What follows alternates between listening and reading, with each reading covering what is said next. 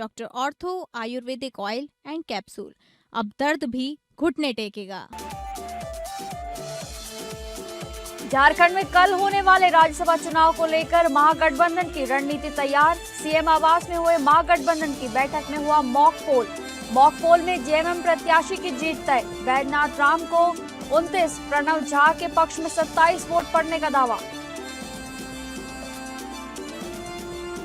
झारखंड में राज्यसभा चुनाव से पहले एनडीए पर आरजेडी का निशाना। रेडिसन ब्लू होटल में एनडीए विधायकों की मौजूदगी पर उठे सवाल।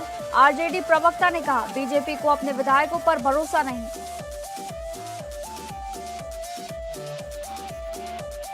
सीतामढ़ी में सहयोग शिविर में दिखी सम्राट चौधरी सरकार की सख्ती। मंत्री श्रेयस सिंह ने भ्रष्ट अधिकारियों और बिचौलियों के खिलाफ खोला मोर्चा। दिया 30 दिन का अल्टीमेटम। 1 महीने के भीतर फाइलों के निपटारे का निर्देश। बीडीओ और सीओ दफ्तरों के बाहर सीसीटीवी लगाने के निर्देश। महाराष्ट्र के मंत्री बावनकुले का शिवसेना यूबीटी पर बयान। उद्धव की पार्टी छोड़ने वालों से बीजेपी का कोई संबंध नहीं।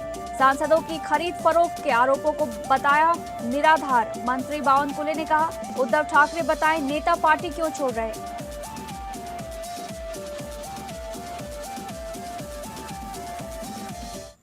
नमस्कार, आप सभी का बहुत बहुत स्वागत है स्टेट लाइव में। मैं हूं आपके साथ शालिनी राणा। शुरुआत करेंगे स्टेट लाइव की झारखंड की खबरों से, जहां रांची के मोराबाद स्थित सीएम आवासीय कार्यालय में कल देर रात तक चली महागठबंधन की बैठक में आगामी राज्यसभा चुनाव को लेकर रणनीति पर विस्तार से चर्चा हुई है। इस दौरान जेएमएम उम्मीदवार बैजनाथ राम और कांग्रेस उम्मीदवार प्रणव झा के लिए जीत के लक्ष्य प्राप्ति पर विस्तार से वोटों की संख्या पर रणनीति बनी। तो वहीं इस महत्वपूर्ण बैठक में गठबंधन के सभी प्रमुख दलों के विधायक और वरिष्ठ नेता मौजूद रहे। जानकारी के मुताबिक बैठक का मुख्य उद्देश्य राज्यसभा चुनाव के लिए उम्मीदवारों के समर्थन और मतदान रणनीति पर विचार विमर्श करना ही था। इस दौरान महागठबंधन के भीतर उम्मीदवारों के पक्ष में विधायकों की राय जानने के लिए मतदान भी कराया गया, जिसे लेकर मतदान में बैजनाथ राम को 29 वोट प्राप्त हुए, जबकि प्रणव झा के पक्ष में 27 वोट पड़ने की बात सामने आई है। बहरहाल इस परिणाम ने गठबंधन के भीतर दोनों उम्मीदवारों के प्रति समर्थन की स्थिति को स्पष्ट कर दिया है। सूत्रों के अनुसार ये मतदान की प्रक्रिया पूरी तरह लोकतांत्रिक तरीके से संपन्न कराई गई थी, जबकि सीएम आवास में हुई बैठक में शामिल विधायकों ने अपनी पसंद के उम्मीदवार के पक्ष में मतदान किया। वहीं जब मतदान के बाद परिणामों की घोषणा की गई तो झारखंड मुक्ति मोर्चा के प्रत्याशी बैजनाथ राम को कांग्रेस प्रत्याशी प्रणव झा से 2 वोट अधिक मिलने की बात सामने आई। आपको बता दें कि इस बैठक की अध्यक्षता राज्य के वरिष्ठ नेताओं ने की थी। इस दौरान नेताओं ने कहा कि महागठबंधन की एकता सबसे महत्वपूर्ण है और चुनाव में गठबंधन का साझा उम्मीदवार ही अंतिम रूप से आगे बढ़ाया जाएगा। बताते चले कि बैठक में इस बात पर भी जोर दिया गया कि गठबंधन के सभी विधायक और सहयोगी दल चुनाव के दौरान एकजुटता बनाए रखें। दूसरी ओर राजनीतिक विश्लेषकों का ये मानना है कि मतदान के परिणाम से इस बात का संकेत दे रहा है कि झारखंड मुक्ति मोर्चा के प्रत्याशी को गठबंधन के भीतर अपेक्षाकृत अधिक समर्थन प्राप्त है। हालांकि कांग्रेस प्रत्याशी प्रणव झा को भी 27 वोट मिलना ये साफ दर्शाता है कि उनके पक्ष में भी मजबूत समर्थन मौजूद है। खैर, अब देखने वाली बात यह होगी कि अंतिम निर्णय लेने से पहले दोनों दलों के शीर्ष नेतृत्व के बीच आज की चर्चा का क्या परिणाम कल चुनाव के साथ किस तरीके से निकल कर आता है। इस क्रम में कल कांग्रेस की बैठक के बाद भी कई नेताओं ने मीडिया से बातचीत करते हुए ये कहा है कि महागठबंधन में किसी प्रकार का मतभेद नहीं है। सभी दल राज्य और गठबंधन के व्यापक हितों को ध्यान में रखते हुए निर्णय लेंगे। इसके साथ साथ नेताओं ने यह भी कहा है कि राज्यसभा चुनाव में महागठबंधन एकजुट होकर मैदान में उतरेगा और विपक्षी दलों को कड़ी चुनौती देगा।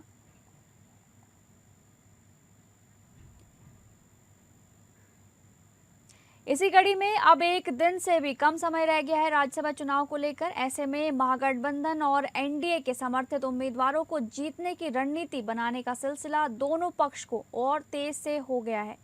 इसी बीच एनडीए के लगभग सभी विधायकों को कल से ही रांची के आलीशान होटल रेडिसन ब्लू में एकत्रित होने पर अब महागठबंधन के घटक दल राजद ने मुखर होकर तीखा हमला बोला है। दरअसल रांची में आज एक वीडियो जारी कर राजद युवा के प्रदेश प्रवक्ता क्षितिज मिश्रा ने बीजेपी पर निशाना साधते हुए ये कहा है कि निर्दलीय उम्मीदवार परिमल नाथवानी का समर्थन कर रही बीजेपी को अपने दल के विधायकों पर विश्वास नहीं है। इसमें रांची के विधायक सीपी सिंह को कम से कम उनकी उम्र का लिहाज रखते हुए अपने घर में रहने की इजाजत मिलनी चाहिए। ये पहली बार देखने को मिल रहा है कि कोई पार्टी किसी निर्दलीय प्रत्याशी को समर्थन देने के लिए भी अपने विधायकों को रिजॉर्ट में बंद करके रख रही है, कैद करके रख रही है। Bharatiya Janata party Radisson Blu में अपने विधायकों को जब उन्होंने देखा कि उनके विधायक जब बैठक में 7 विधायक गायब हो गए तो डर के कारण उन्होंने रेडिसन ब्लू में बंद कर दिया है। मेरा एक निवेदन है कि सीपी सिंह जी जो कि रांची के विधायक हैं, वो बुजुर्ग हैं और हमारे बगल के विधानसभा के विधायक हैं, तो इसीलिए उनको लेकर के हमारे एक अलग सहानुभूति है। तो वो बुजुर्ग हैं तो उनको कम से कम घर पे रहने की भारतीय जनता पार्टी इजाजत दे और अपने ही विधायकों पर इतना शक करना और संदेह करना ये सही नहीं है। अगली खबर का रुख करेंगे, जहां पर रांची में विशेष गहन पुनरीक्षण अभियान को गति देने के लिए जिला निर्वाचन पदाधिकारी सह उपायुक्त मंजुनाथ भजंत्री ने समाहरणालय में समीक्षा बैठक की। बैठक में जिले के निर्वाचन, प्रशासनिक और विकास विभागों के वरिष्ठ अधिकारियों ने हिस्सा लिया। इस दौरान निर्वाचन आयोग के निर्देशों के अनुरूप आगामी चरणों की तैयारियों की समीक्षा की गई और सभी कार्यों को तय समय सीमा में पूरा करने के निर्देश दिए गए। बैठक में मंजुनाथ भजंत्री ने जिले में एन्यूमरेशन फॉर्म के 100% वितरण, संग्रहण और डिजिटाइजेशन को गुणवत्तापूर्ण एवं समयबद्ध तरीके से पूरा करने पर जोर दिया। उन्होंने कहा कि मतदाता सूची की शुद्धता सुनिश्चित करने के लिए सभी योग्य मतदाताओं का 100% पंजीकरण आवश्यक है। साथ ही दावा एवं आपत्ति से संबंधित अधिक से अधिक आवेदन प्राप्त करने के निर्देश दिए गए ताकि कोई भी पात्र मतदाता सूची में शामिल होने से वंचित न रहे।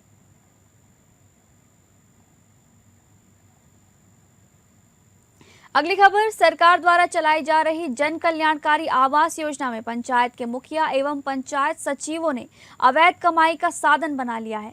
मिली जानकारी के अनुसार सारवा प्रखंड क्षेत्र स्थित बंदाजोरी पंचायत के तेलेरिया गांव में 8 से 10 गरीबों से मुखिया प्रतिनिधि शंभू हजरा द्वारा प्रधानमंत्री आवास एवं अबुआ आवास दिलाने के नाम पर 10 से 20 हजार रुपए अवैध वसूली किए जाने से ग्रामीणों में आक्रोश देखा जा रहा है।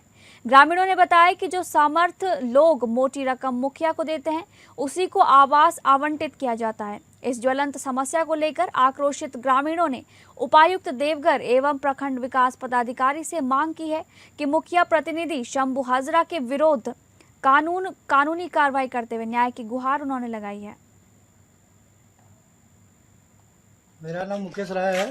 मैं बंदाजोरी पंचायत सरवा प्रखंड के हूँ। मेरा मुखिया जो शंभू हजरा कलावती देवी जो है 20,000 रुपया करके हम लोग को मांगा था, मैंने 10,000 करके दिया हूँ। उसके बाद वीडियो आया, चेक किया, ग्राम सेवक लोग आया, वो भी चेक किया, जियो टैग हुआ, उसको भी 1200 रुपया करके दिया, किसी को 400 रुपया करके दिया, किसी को 200 रुपया करके दिया। लेकिन आज 5 साल से मतलब घर आ रहा है। 5 साल के दरमियान में अभी तक हम लोग का कोई घर नहीं आया। मेरा गाँव का है जिसका 3 को 4 को मंजिला मकान है, उसका एक घर में 2 को 3 को करके आया, लेकिन हम लोग का एक भी मकान नहीं है। अब बात करेंगे बिहार से जुड़ी खबरों की, जहां एनडीए सरकार की मंत्री श्रेयसी सिंह और जेडीयू विधायक पंकज मिश्रा ने भ्रष्ट अधिकारियों और बिचौलियों के खिलाफ सीधा मोर्चा खोल दिया है।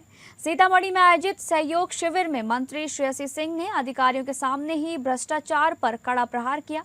उन्होंने मंच से सीधे एसडीएम को अल्टीमेटम देते हुए कहा कि प्रखंड और अंचल कार्यालयों में दलालों का राज खत्म होना चाहिए। इस पूरे घटनाक्रम के बाद अब सीतामढ़ी के प्रशासनिक महकमे में हड़कंप मच गया है।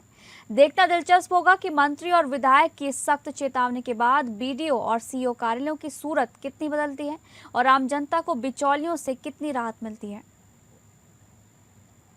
इस सूत्री के बैठक में ही सारे पदाधिकारियों को सतर्क कर दिया था कि भाई अच्छा काम करोगे तो इनाम पाओगे, गलत करोगे तो जेल जाओगे। दूसरा बात है कि आज भी इन्होंने जहाँ जहाँ मीटिंग 2 जगह हुआ, एक गंगवारा बुजुर्ग में हुआ, एक धनुषी में हुआ, दोनों जगह इन्होंने कहा कि जो पदाधिकारी अच्छा काम करेगा उसको इनाम देंगे, जो गलत करेगा वो जेल जाएगा। यदि ब्लॉक का कोई भी पदाधिकारी ऐसा है जो कि सहयोग शिविर में अपना योगदान नहीं देता या आपके किसी भी आवेदन के साथ हेरा फेरी करता है, तो आपके जिला में संवाद कार्यक्रम भी होता है। उस संवाद कार्यक्रम के माध्यम से भी आप आवाज उठा सकते हैं। यदि संवाद कार्यक्रम से आपका सॉल्यूशन या प्रॉब्लम सॉल्विंग नहीं होता, तो आप अपने माननीय विधायक जी के घर और उनके कार्यालय तक जा सकते हैं। यदि आपके विधायक जी से भी संभव नहीं होता, तो मैं जमुई की बेटी वादा करती हूँ कि आप खाली अपना परिचय सीतामढ़ी का होने का दीजिए, रात दिन एक करके मेरा कार्यालय चाहे पटना में हो या जमुई में हो, आपकी हर उस सुविधा का निष्पादन करने का काम हम डायरेक्टली करने का काम करेंगे। साथियों, ये प्रधानमंत्री नरेंद्र मोदी जी की केंद्र की सरकार और सम्राट चौधरी जी की बिहार सरकार है। यहाँ भ्रष्टाचार के खिलाफ जीरो टॉलरेंस की नीति अपनाई जाएगी। साथियों, अगली खबर का रुख करेंगे, जहां बिहार सरकार के पथ निर्माण मंत्री इंजीनियर शैलेंद्र ने बौंसी पुल का निरीक्षण करने के बाद पत्रकारों से बातचीत करते हुए कहा कि पुल की मरम्मत कार्य तेजी से चल रहा है और इसे बहुत जल्द पूरी तरह दुरुस्त कर लिया जाएगा। उन्होंने भरोसा दिलाया कि आगामी श्रावणी मेला शुरू होने से पहले बौंसी पुल को आवागमन के लिए तैयार कर दिया जाएगा, ताकि श्रद्धालुओं और आम लोगों को किसी प्रकार की परेशानी का सामना न करना पड़े। मंत्री शैलेंद्र ने कहा कि बौंसी पुल क्षेत्र के लोगों के लिए काफी महत्वपूर्ण है। श्रावणी मेला के दौरान इस मार्ग से बड़ी संख्या में श्रद्धालुओं का आवागमन होता है, इसलिए सरकार इस कार्य को प्राथमिकता के आधार पर पूरा कराने में जुटी हुई है। उन्होंने अधिकारियों को निर्माण कार्य की गुणवत्ता बनाए रखते हुए तय समय सीमा के भीतर काम पूरा करने का निर्देश भी दिया। पत्रकारों के सवालों का जवाब देते हुए उन्होंने कहा कि वो स्वयं इसी क्षेत्र के निवासी हैं और भागलपुर के विकास को लेकर उनके मन में विशेष लगाव है। उन्होंने आगे कहा कि मैं स्थानीय हूं, इसलिए मेरा सपना है कि भागलपुर को हर क्षेत्र में काफ़ी बेहतर बनाऊं। सड़क, पुल और आधारभूत संरचनाओं के विकास के माध्यम से लोगों को बेहतर सुविधाएं उपलब्ध कराना हमारी प्राथमिकता है। विषय क्या है? सड़क पर है ना, आज सड़क पर बोलेंगे बस और बोलिए। देखिए, आज इसके पहले भी 7 तारीख को जब हम आए थे तो हमने आपने देखा ही होगा कि पुल का निरीक्षण किया था और आज बौंसी पुल का भी निरीक्षण किया। मेरा एक ही लक्ष्य है, चूँकि स्थानीय यहाँ का मंत्री हूँ, तो बेहतर कार्य हो, जल्दी से जल्दी हो, एक सुंदर भागलपुर बने, इसके लिए मैंने स्थल निरीक्षण। अगली खबर, मुजफ्फरपुर के मुसहरी थाना क्षेत्र में पुलिस और एक कुख्यात अपराधी के बीच मुठभेड़ हो गई। वाहन जांच के दौरान पुलिस को देख भाग रहे अपराधी ने खुद को गिरता देख पुलिस टीम पर ताबड़तोड़ फायरिंग शुरू कर दी। जवाबी कार्रवाई में पुलिस की गोली उसके पैर में लगी, जिसके बाद उसे गिरफ्तार कर लिया गया। गिरफ्तार अपराधी की पहचान वैशाली जिले के महुआ निवासी अमित कुमार के रूप में हुई है, जो हाल ही में हुए चर्चित प्रॉपर्टी डीलर अंकित रंजन उर्फ प्रभात मिश्रा हत्याकांड का नामजद आरोपी बताया जा रहा है। घायल अपराधी को इलाज के लिए हॉस्पिटल में भर्ती कराया गया है। दूसरा फरार आरोपी, उसकी तलाश जारी है। पूछताछ में घायल बदमाश की पहचान अमित सिंह के रूप में हुई है, जो महुआ थाना वैशाली का रहने वाला बताया जा रहा है।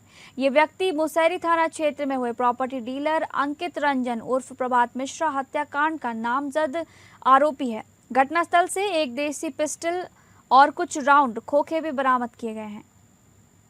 थाना अंतर्गत भटौलिया मोड़, वहाँ पुल है, पुल के समीप विशेष वाहन जांच चल रही थी। उसमें थाना प्रभारी मुशहरी और बेला मौजूद थे। तो एक मोटरसाइकिल से 2 व्यक्ति काफ़ी तेज़ी से भाग रहा था। उसको इंटरप्ट करने पे वो नहीं रुका, तो उसको पीछा किया गया और खदेड़ने पर वह वाहन असंतुलित होकर गिर गया और संदिग्ध लोगों द्वारा पुलिस पे फायरिंग की गई। 3 राउंड फायरिंग हुई। तो चेतावनी के बाद फिर आत्मरक्षार्थ पुलिस द्वारा भी जवाबी फायरिंग की गई, जिसमें एक व्यक्ति घायल हो गया और एक व्यक्ति फरार हो गया। वहाँ पर पूछताछ करने पर वह व्यक्ति अमित सिंह नामक बताया गया है, महुआ थाना वैशाली का। राजधानी रायपुर के एक निजी होटल में आयोजित 2 दिवसीय समर्थ भारत कॉन्क्लेव की शुरुआत उत्साह और नवाचार के संदेश के साथ हुई। डॉक्टर CV रमन विश्वविद्यालय और आईसेक्ट इंडिया ग्रुप के संयुक्त आयोजक आयोजन में देश के शिक्षाविद, उद्योग जगत के प्रतिनिधि, सरकारी अधिकारी, उद्यमी और बड़ी संख्या में युवा शामिल हुए। 16 और 17 जून तक चलने वाले इस कॉन्क्लेव में आर्टिफिशियल इंटेलिजेंस यानी AI, कौशल विकास, वित्तीय समावेशन, सामाजिक उद्यमिता और विकसित भारत के विजन पर विशेष चर्चा की गई। कार्यक्रम का उद्देश्य युवाओं को आधुनिक तकनीकों से जोड़ना और उन्हें भविष्य की चुनौतियों एवं अवसरों के लिए तैयार करना रहा। जी, आज यहाँ रायपुर छत्तीसगढ़ में समर्थ भारत कॉन्क्लेव का आयोजन किया गया। समर्थ भारत कॉन्क्लेव आईसेक्ट इंडिया और डॉक्टर सीवी रमन विश्वविद्यालय के संयुक्त तत्वाधान में आयोजित एक कॉन्क्लेव है, जो कि पूरे भारत में इसका आयोजन होता है। भोपाल से इसकी शुरुआत हुई और आज लगभग 15 राज्यों से होता हुआ ये छत्तीसगढ़ में पहुंचा है, जहां पे इसका समापन होगा। 5th समर्थ भारत कॉन्क्लेव आईसेक्ट और हमारे डॉक्टर सीवी रमन यूनिवर्सिटी के द्वारा ये आयोजन था, जिसमें हमारे मुख्य अतिथि के रूप में ऑनरेबल गवर्नर हमारे महामहिम श्री डॉक्टर रमन लेखा जी थे, हमारे सिद्धार्थ चतुर्वेदी जी हैं और हमारे तिवारी जी, ऐसे सभी लोग यहाँ पर उपस्थित हुए। और जो हमारे यशस्वी प्रधानमंत्री नरेंद्र मोदी जी की जो विजन है विकसित भारत, और जिस प्रकार ये देश और दुनिया तकनीक के क्षेत्र में आगे बढ़ रही है, तो AI, आर्टिफिशियल इंटेलिजेंस आज के समय की बहुत बड़ी आवश्यकता है। उसको ध्यान में रखते हुए हमारे आईसेक्ट और सीवी रमन यूनिवर्सिटी के द्वारा बहुत ही अच्छा AI रथ। देखिए, विकसित भारत 2047 को गढ़ने में सबसे महत्वपूर्ण भूमिका जो है वो हमारे युवा बच्चों की है, छात्रों की है, और उसको ध्यान में रखते हुए विश्वविद्यालय ने आईसेक्ट के माध्यम से यह प्रयास किया है कि जो AI है इसका ज्ञान हमारे हर बच्चे को जाना चाहिए। तो इसके लिए हम लोग विश्वविद्यालय में, कॉलेज में तो कर रहे हैं, लेकिन इस AI रथ के माध्यम से हम हर गांव में, छत्तीसगढ़ के हर जिले में, हर जगह, हर उपाय करेंगे जिससे कि बच्चों को इसके बारे में जानकारी हो। अगली खबर, भाजपा प्रदेश प्रवक्ता अमित चिमनानी ने जिला भाजपा कार्यालय में आयोजित प्रेस वार्ता में कहा कि प्रधानमंत्री नरेंद्र मोदी के नेतृत्व में केंद्र सरकार के 12 वर्ष देश के लिए स्वर्णिम और ऐतिहासिक रहे हैं। उन्होंने आगे कहा कि मोदी सरकार ने गरीबों, किसानों, युवाओं और महिलाओं के उत्थान को सर्वोच्च प्राथमिकता देते हुए विकास को अंतिम व्यक्ति तक पहुंचाने का काम किया है।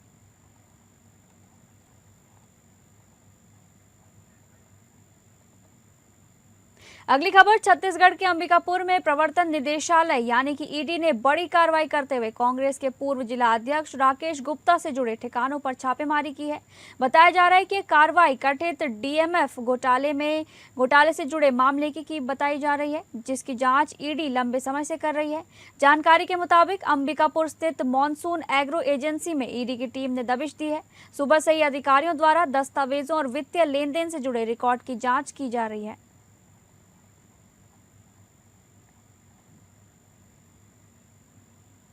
अगली खबर, छत्तीसगढ़ में बिजली दरों में बढ़ोतरी और स्मार्ट मीटर को लेकर सियासत तेज हो गई है। प्रदेश कांग्रेस अध्यक्ष दीपक बैज ने बिजली बिल वृद्धि को जनता पर अत्याचार बताते हुए भाजपा सरकार के खिलाफ चरणबद्ध आंदोलन का ऐलान किया है। कांग्रेस का आरोप है कि भाजपा सरकार बनने के बाद 5 बार बिजली की दरें बढ़ाई गई हैं और स्मार्ट मीटर के कारण उपभोक्ताओं को 3 गुना तक ज्यादा बिल मिल रहे हैं।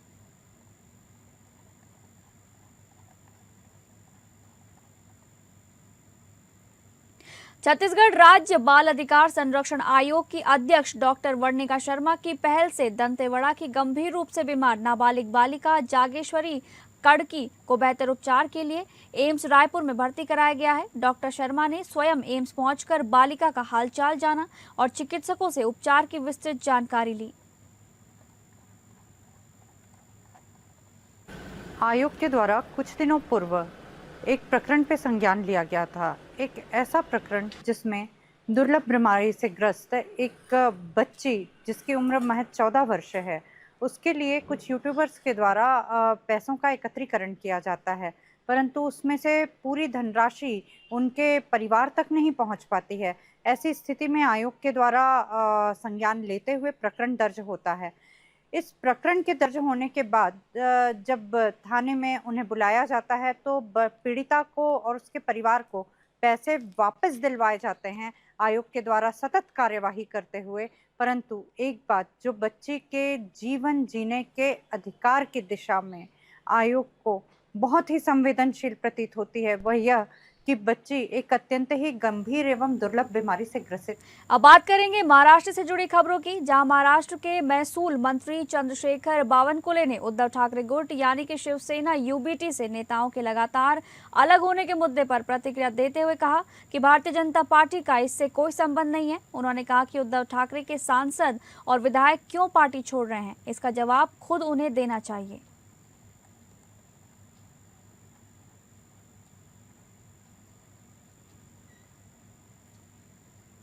अगली खबर का रुख करेंगे, जहां पर रेल दुर्घटनाओं में होने वाली मौतों और घायल होने की घटनाओं को कम करने के उद्देश्य से पनवेल रेलवे पुलिस थाने ने जीरो मिशन डे अभियान के तहत विशेष जन जागरूकता कार्यक्रम आयोजित किया।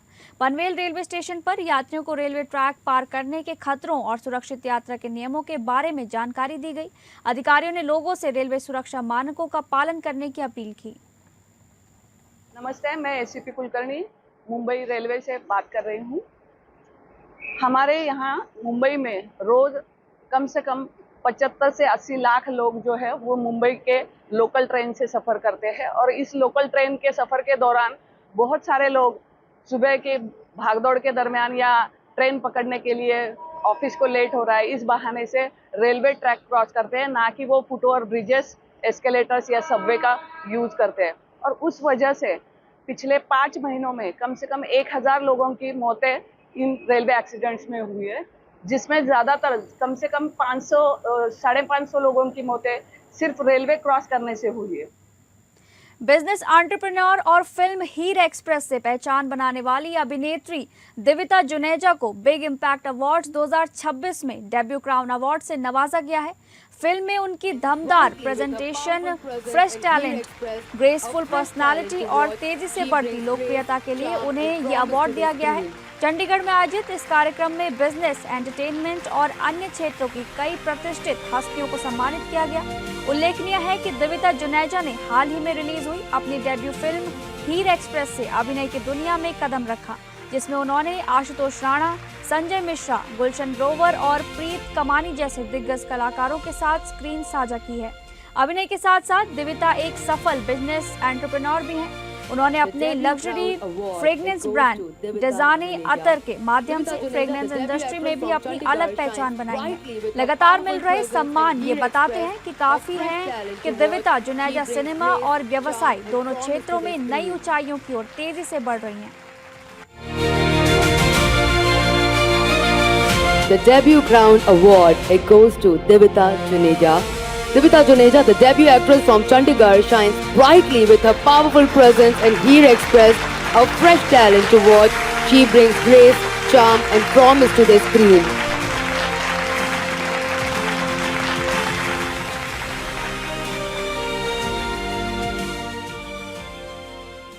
तो फिलहाल स्टेट लाइव में बस इतना ही। नमस्कार।